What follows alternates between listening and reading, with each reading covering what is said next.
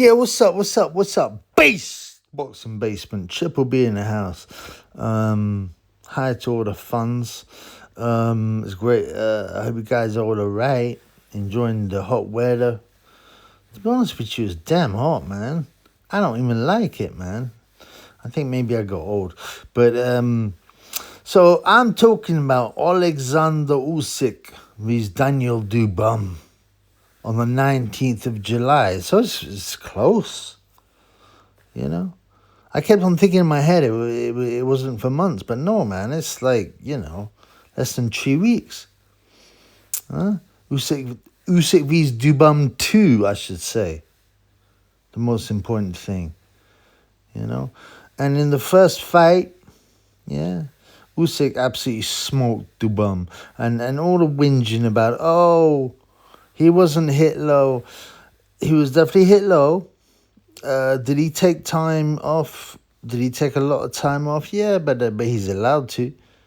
You see, when you watch the fight again, you see Dubois hit him low, and he doesn't complain when the referee calls it a low blow. He just walks to the corner with a stupid look on his face, with a stupid look on his huge head.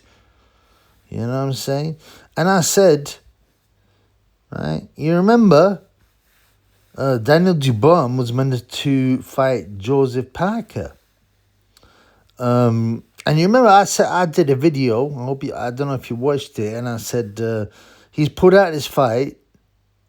He's pulled out this fight against Parker because he knows it's a dangerous fight, because he's going to get more money for a rematch. I actually even said a rematch with Usyk at Wembley or wherever it is, some stadium.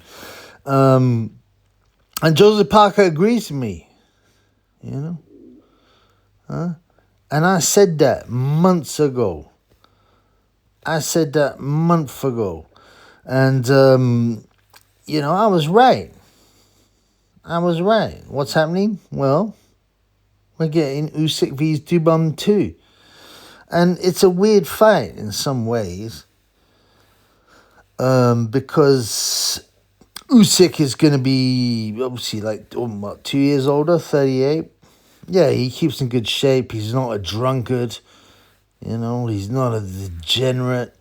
And Dubois is come to his peak. He's 26, but he suddenly seems to have developed loads of heart and a really good chin. Plus the fact his enormous head has changed shape. You know what I'm saying? I mean, I'm not being funny, right? I told you before, Daniel Dubois has those huge calluses on his knuckles, which are one side effect of HGH. Yeah. Plus, his enormous head changed shape. He's put on loads of weight. He's put on like a stone, right? And HGH abuse is one of the hardest things to detect when you're testing someone for drug abuse, because certainly to a certain age, HGH is a natural product, but at 26, your head shouldn't be getting bigger, and you shouldn't be getting these huge calluses on your hands. And he's like, Dubois, my dad forced me to do 5,000 press-ups in a day. That's why. And you're like, okay. Now, I'm not being funny, man. I don't even think it's possible to do 5,000 press-ups straight up. And Gay J as well said, all the, calluses on my hands because of street fighting.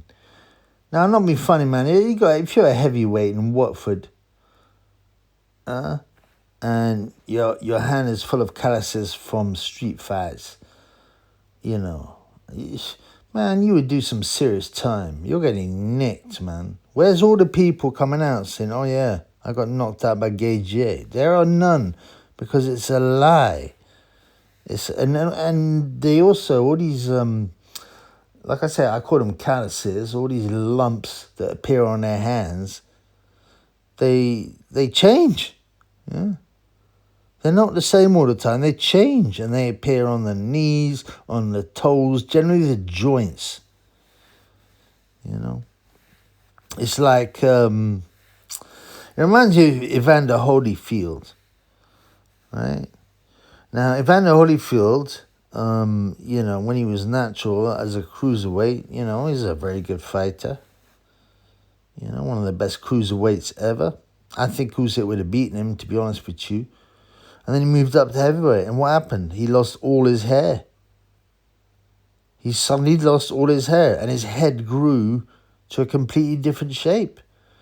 Now, losing hair is not an HGH issue.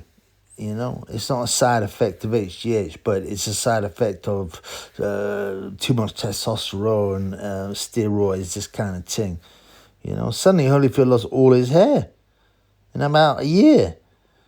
And his head grew deformed. You know, he looked like his head looked like a giant conker. Now, I remember back in the day, I'm not proud of it. I was in Brixton, right, in the blockhouse here, and Marcelli was saying, we was talking boxing. I remember, you know, you like boxing. I was like, oh, thankfully you got somebody you can chat about, you know, rather than talking about stealing. Anyway, the Selly goes, yeah. Look at, he said to, I was more naive in them days, but he said to me, he goes, look, man, Holyfield's whole head, he's taken so much drugs, his head has changed shape, and he's totally, absolutely right. I was like thinking, oh, maybe, I said to him, oh, no, it's because he's moved up in weight, and it changes your look, and I was being a bit naive, but obviously, it's all the massive amount of HGH, Evan Fields, which was his fake name, right, to get PEDs, okay?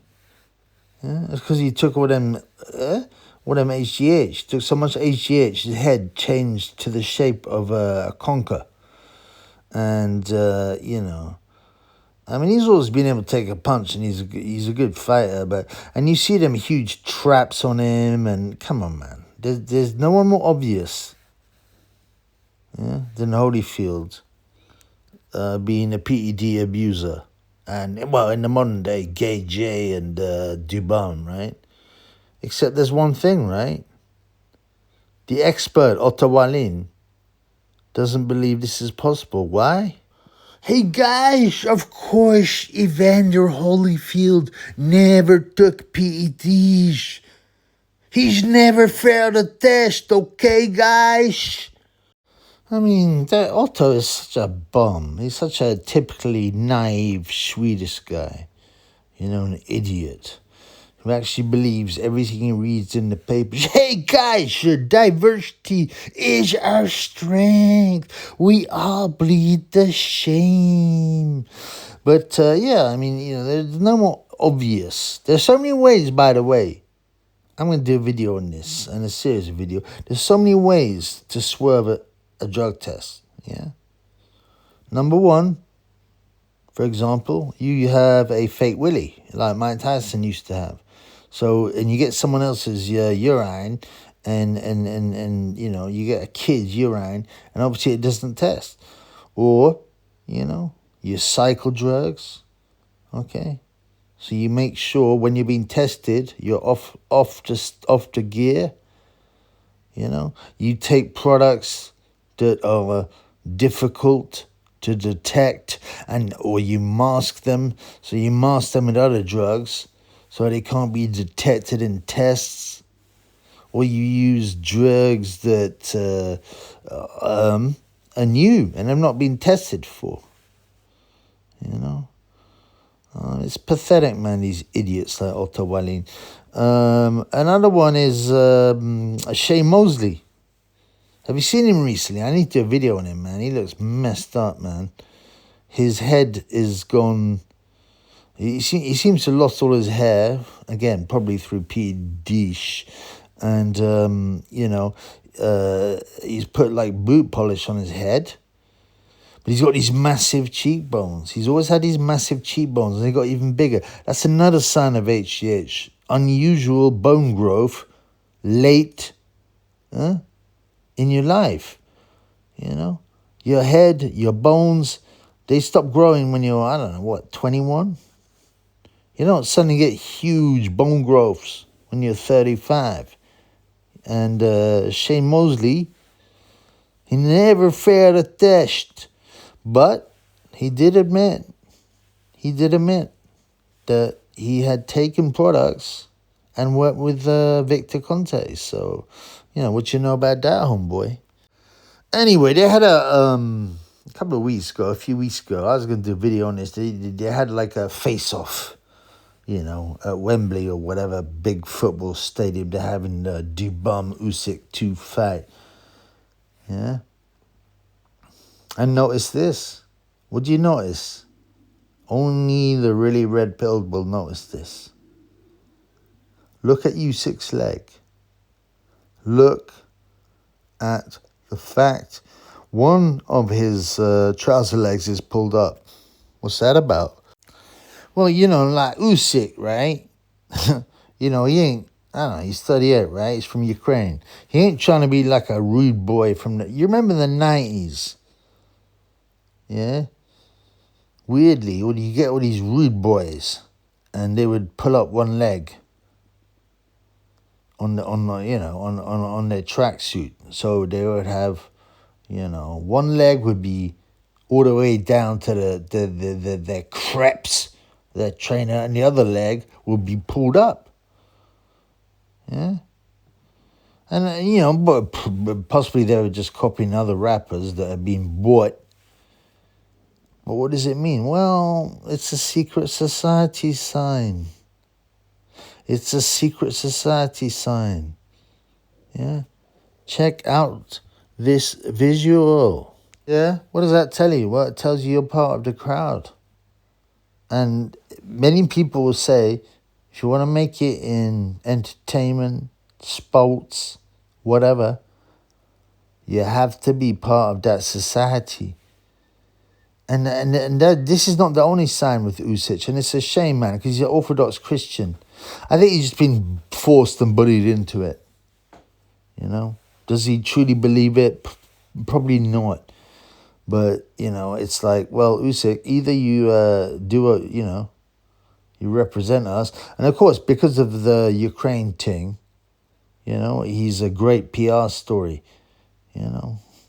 Here's that scumbag, that greasy-faced, big-nosed scumbag Zelensky. Went over to meet Big Donald Trump. And obviously he's bought as well. And he brought Usyk's boxing championship belt. I mean, that's quite weird in itself, man. But it's not just that. He's done handshakes, look.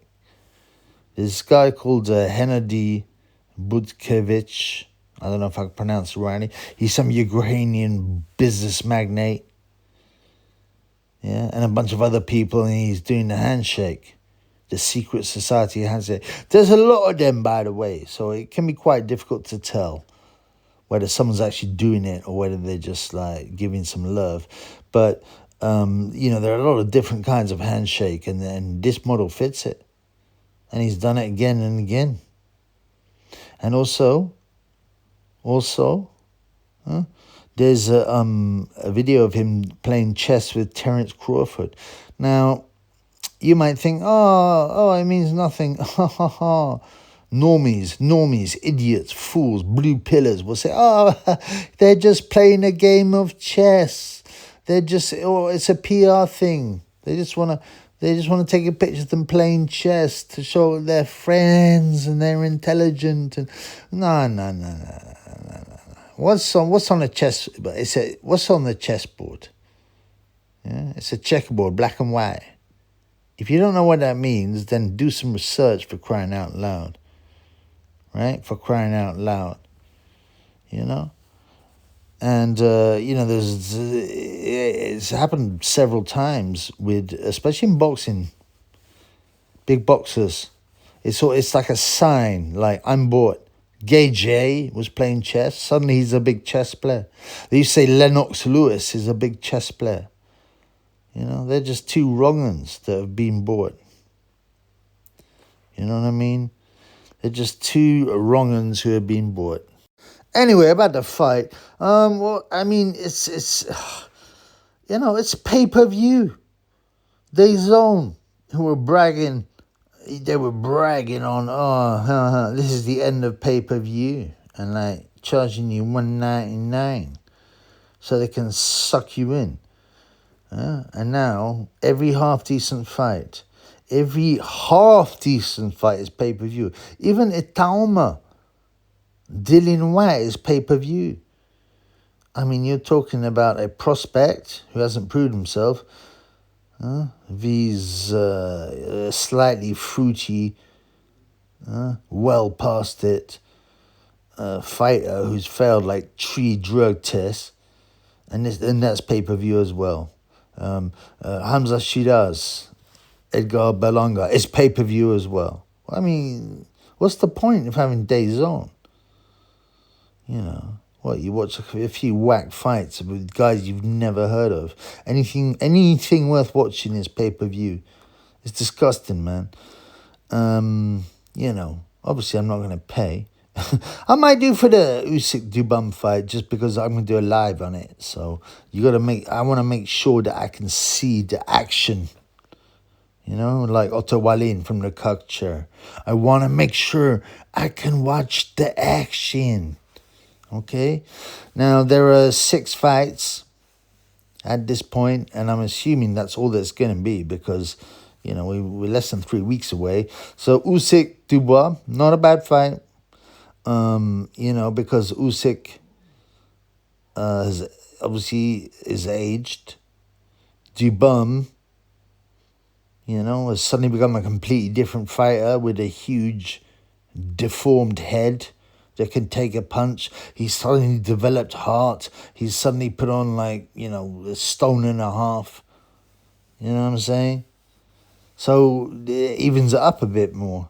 I think Usyk will probably be too clever for him. But it would not totally surprise me.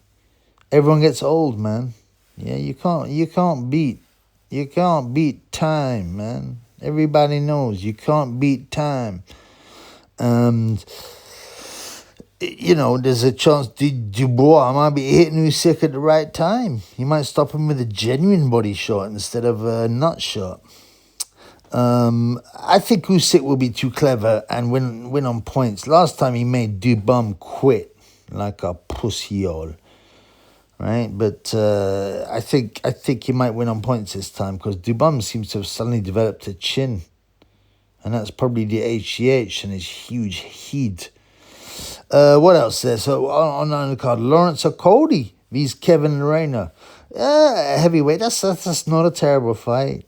Actually, I quite like it. Hug Coley, the octopus, has been known, you know, to be an extremely boring fighter who just grabs.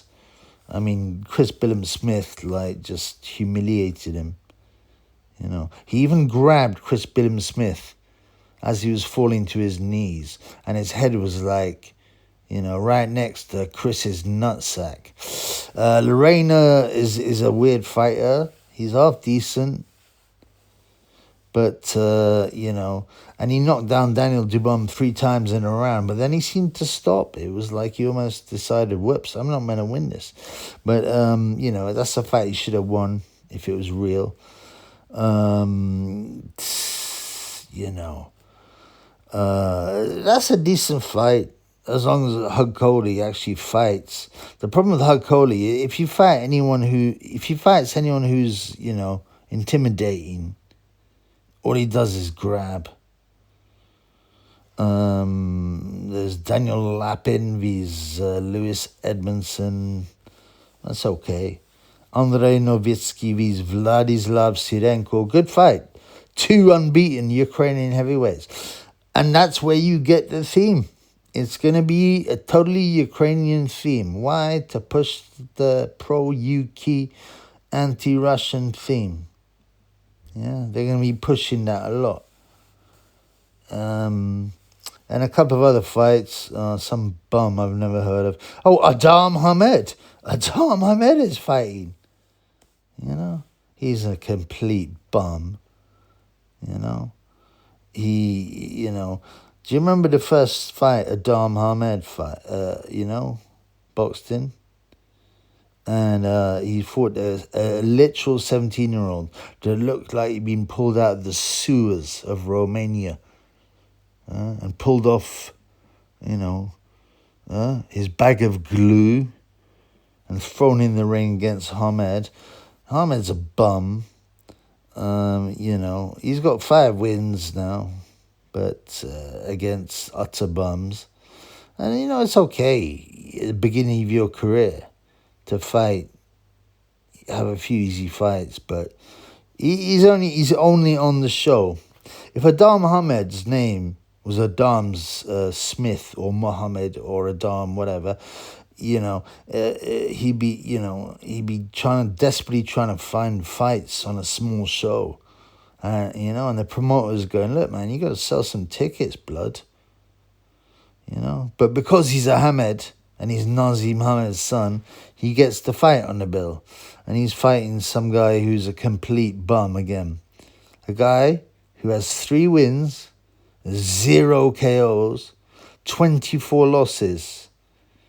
4 by way of knockout. So, he's your typical survivor, journeyman bum, the big question on the night will be, can he stop Gregores? Can he stop Ezekiel Gregores? He's only been stopped 4 times in 27 fights. Yeah, but he's a complete bum, He's even suspended at this point by the British Boxing Board of Control. But obviously, something will happen. I mean, this is according to BoxRec. He's suspended by the British Boxing Board of Control until the 5th of July. Oh, he's all right then, because the fight's on the 19th of July. So, but everyone's all of his losses, and most of them are against usually these guys, these journeymen, these pro journeymen who have loads of losses. Every loss is against a prospect. But he hasn't really fought much, man. He even lost on TKO'd in 2 rounds by a guy with an 8-3-2 record, Who else? I mean, he hasn't fought anyone. Michael Gomez Jr. beat him on points, but he's not real good. Campbell and Hatton beat him on points. I mean, that says it all. Camp Belland is terrible. I wonder what's happened to that bum. He's my favourite bum, Camp Belland Hatton. But I don't know, man. I haven't heard anything. I think maybe he's retired. If he's got any kind of brain, he'll retire and go, yeah, I'm a bum. I'll wait for my dad, who's a fat, disgusting, yayo-head pig, who eats a huge fried breakfast every day. I'll just wait for him to die of a heart attack. And it's going to be a race between him and Johnny Fisher, Big John Fisher. And then I'll just inherit his money. Because Campbell and Hatton ain't making no money. Ain't making no money through boxing. And this is the same guy, right, whose preliminary fight, his walk-in fight was Dimitri Bivol, one of the best fighters ever. At the moment, like one of the pound-for-pound fighters, yeah? Imagine that, man. Dimitri Bivol was a warm-up fight to Campbell and Hatton. I hope Hatton carries on boxing, because I want to see him ironed out. I'm not a cruel guy, man. I don't like to see people get hurt. I love animals, this kind of thing. But you know what? A guy like Campbell and Hatton, unfortunately, I like to see him spread-eagled on the canvas. Being counted to 10, because he's such a bum. And he trains like a pro. I mean, a full-time pro. He's never had a job, this idiot. But anyway, that's what other fights is happening except Usyk Dubois 2? There's nothing going on, man. There's nothing going on. What shall I watch? Wimbledon? Lawn bowls? Shall I watch BKFC? Yeah, because pro boxing is whack.